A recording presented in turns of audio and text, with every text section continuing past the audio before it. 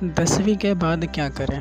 अक्सर विद्यार्थियों के मन में ये क्वेश्चन आता है जब वो बोर्ड का एग्ज़ामिनेशन पास कर लेते हैं। तो इस वीडियो में मैं आप लोगों को बताऊंगा कि 10वीं के बाद आप क्या करें जो आपके लिए बेहतर होगा। ठीक है, देखिए, अगर हम जेन्युइन बात करें 10वीं के बाद आप इंटरमीडिएट कर सकते हैं। इंटरमीडिएट में आपके पास 3 सेक्टर हैं, यानी 3 संकाय हैं। फैकल्टी की बात करें तो पहला आता है आपका साइंस, कॉमर्स और आर्ट। ठीक है, आप ये तीनों कर सकते हैं, या नहीं तो आप यदि डिप्लोमा कोर्स करना चाहते हैं तो उसमें पॉलीटेक्निक या फिर आप ITI कर सकते हैं। ठीक है, यानी कि साइंस लेने के बाद क्या फ़ायदा हो सकता है, कॉमर्स लेने के बाद क्या फ़ायदा हो सकता है, आर्ट्स लेने के बाद क्या फ़ायदा हो सकता है, या हम डिप्लोमा करेंगे तो फिर क्या फ़ायदा हो सकता है। तो देखिए, हम सबसे पहले बात करते हैं आर्ट्स का। ठीक है, 10वीं के बाद यदि आप इंटरमीडिएट में आर्ट्स करना चाहें तो आर्ट्स आप क्यों चुनना पसंद करेंगे? देखिए, अक्सर होता है क्या है कि आर्ट्स विषय को आमतौर पर बहुत सारे लोग नापसंद करते हैं, क्योंकि हमारे मन में यह भावना बैठ जाती है कि आर्ट्स विषय वह बच्चे लेते हैं जो पढ़ने में काफ़ी कमज़ोर होते हैं और इसका कोई स्कोप नहीं होता है। लेकिन मैं आपकी जानकारी के लिए बता दूं, आर्ट्स काफ़ी महत्वपूर्ण सब्जेक्ट है, क्योंकि आप किसी भी प्रशासनिक सेवा की बात करें, जैसे PCS, PSC, UPSC या फिर अन्य विभिन्न प्रकार के जो भी सिविल सर्विसेज एग्ज़ामिनेशन होती हैं, उसमें आर्ट्स सब्जेक्ट का काफ़ी बड़ा एडवांटेज होता है और यहाँ से काफ़ी बड़े मात्रा में प्रश्न पूछे जाते हैं। तो यह सब्जेक्ट उन सभी विद्यार्थियों के लिए काफ़ी महत्वपूर्ण होगा जो प्रशासनिक सेवा में जाना पसंद करते हैं, जैसे IAS बनना चाहते हैं, BDO, CDPO, CO या विभिन्न प्रकार के जो प्रशासनिक पद हैं उन पर जाना चाहते हैं, तो आर्ट्स सब्जेक्ट को प्रेफर कर सकते हैं। लेकिन हमारे यहाँ क्या होता है ना कि सोचते हैं कि अरे यार, मेरा फ्रेंड जो है वो साइंस ले रहा है, मेरे को भी साइंस लेना चाहिए, नहीं तो मेरा जो है वैल्यू थोड़ा कम हो जाएगा। लेकिन मेरे दोस्त, मैं बता दूँ, वैल्यू इससे नहीं घटती है। वैल्यू घटेगी तब जब आप अपनी पसंद का सब्जेक्ट छोड़ करके दूसरे सेक्टर में जाएंगे, और दूसरे सेक्टर में जाएंगे तो आपको मन नहीं लगेगा और वो चीज़ आप अच्छे से कंप्लीट नहीं कर पाओगे।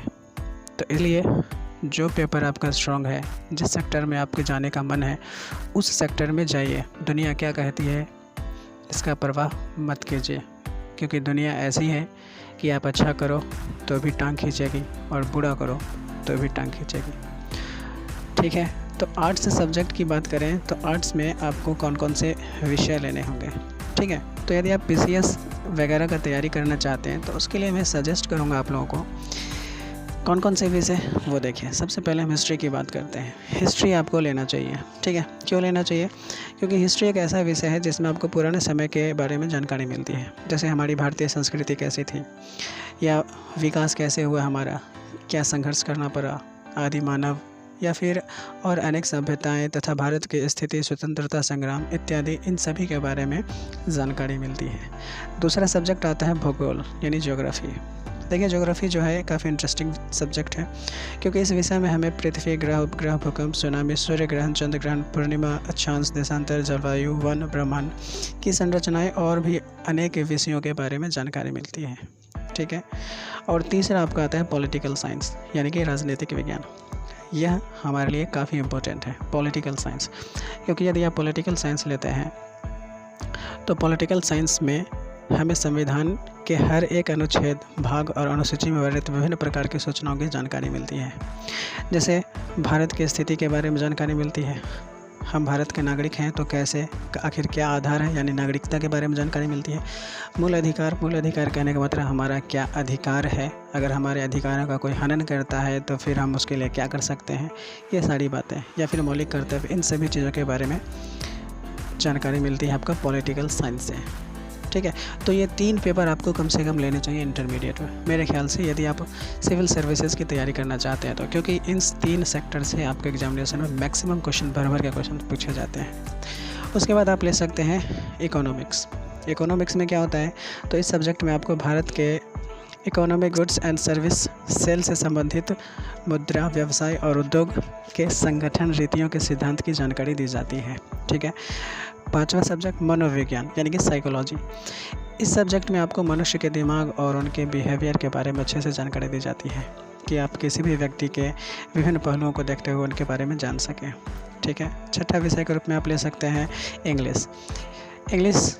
देखिए ये भी है काफ़ी महत्वपूर्ण सब्जेक्ट, क्योंकि आप किसी भी सेक्टर में जाते हैं तो उस सेक्टर में इंग्लिश का काफ़ी महत्वपूर्ण योगदान होता है। यदि आप इंग्लिश बोलना जानते हैं तो किसी के सामने अगर बोलते हैं तो वो आपसे इम्प्रेस हो जाएगा, या फिर और भी बहुत सारी चीज़ें होती हैं यदि आपको इंग्लिश भाषा आती है तो, ठीक है। और अगर नहीं आती है तो ये विषय आपको लेना चाहिए और सीखना चाहिए।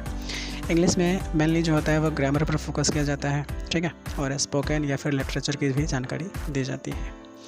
अब अगर बात करें तो आर्ट्स में आप संस्कृत भी ले सकते हैं, ये एक भाषा विषय है, और यदि आप संस्कृत भाषा सीखना चाहते हैं तो आप इसे ले सकते हैं, और मेरा सलाह रहेगा कि आप ना ही लें तो बेहतर होगा।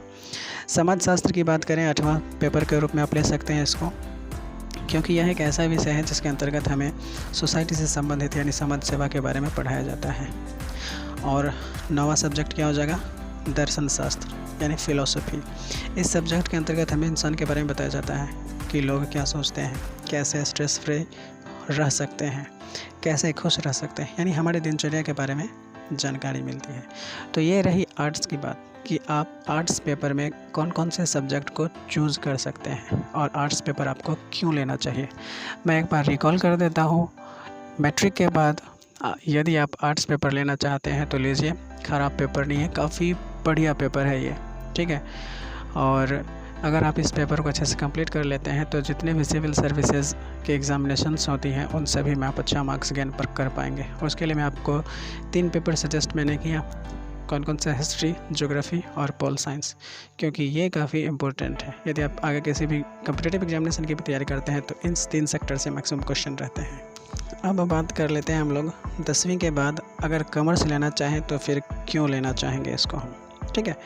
तो देखिए सभी विषय का अलग अलग महत्व है। तो बात करते हैं वाणिज्य का। वाणिज्य विषय का मूल आधार क्या है, हिसाब व रोजगार से संबंधित, ठीक है, यानी कि हिसाब व रोजगार में फ़ायदेमंद का आसार के रूप में इस सब्जेक्ट को जाना जाता है। इस विषय को पढ़ने के बाद आप आसानी से किसी भी व्यवसाय, कंपनी व दुकान के बैलेंस शीट व बाज़ार के उतार चढ़ाव को समझ सकते हैं, ठीक है। अगर बात करें कि इसमें कौन कौन से पेपर आते हैं तो सबसे पहला पेपर आता है अकाउंटेंसी का। अकाउंटेंसी में क्या होता है, तो इसके अंतर्गत आपको अकाउंट से संबंधित हिसाब किताब सिखाया जाता है, जैसे बिजनेस, अकाउंट में पैसा जमा करना और निकालना इत्यादि। दूसरा पेपर क्या होता है, इकोनॉमिक्स, ठीक है। इकोनॉमिक्स में क्या होता है, इसके अंतर्गत आपको भारत के इकोनॉमिक्स यानी गुड्स एंड सर्विस सेल से संबंधित जानकारी दी जाती है, ठीक है। थर्ड पेपर के रूप में आता है बिजनेस स्टडी, ठीक है।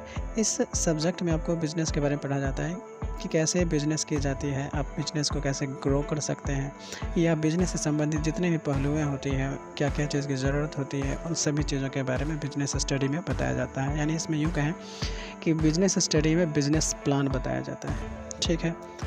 कॉमर्स में आप 4th पेपर के रूप में मैथमेटिक्स को भी ले सकते हैं, क्योंकि मैथमेटिक्स एक ऐसा विषय जिसके अंतर्गत आपको विभिन्न प्रकार के गणना के बारे में स्टडी कराया जाता है, ठीक है। और 5th पेपर के रूप में आप इंग्लिश को ले सकते हैं, ठीक है। मैंने पहले बताया था इंग्लिश क्या है, काफ़ी इंपॉर्टेंट पेपर है, ठीक है। तो ये हो गया कॉमर्स की बात। अब बात करते हैं कि यदि आप 10वीं के बाद साइंस लेना चाहते हैं तो फिर क्यों लेना चाहते हैं। और ये जो साइंस पेपर है वैसे भी मैक्सिमम स्टूडेंट पसंद करते हैं, जो पढ़ने में काफ़ी इंटेलिजेंट होते हैं वो साइंस लेना पसंद करते हैं।